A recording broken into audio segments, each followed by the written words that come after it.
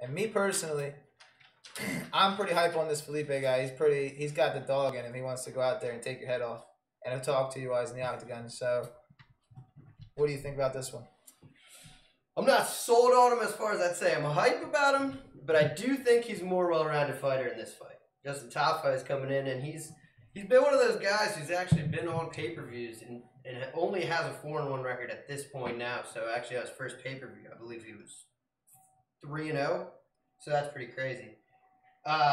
He's coming off his debut was a loss to Castro, who's actually a common opponent between these two, and Carlos Felipe was able to outbox him to a point. He was held up against the fence. It was kind of a boring fight, but he beat him. He was more active. Yeah, but De Castro actually caught Tafa with just the perfect shot coming in, and that was nobody saw that coming. I think we had Tafa in that fight if we were picking back then. Yeah. Both these guys are 4-1 in their past 5 fights. Carlos Felipe, I believe, is the better grappler out of these two. I agree with that. And if he can get it to the mat, that could be a big game changer. But I think that he actually has... He doesn't have the knockout power that Tafa has, I don't think. But I think his boxing is more crisp.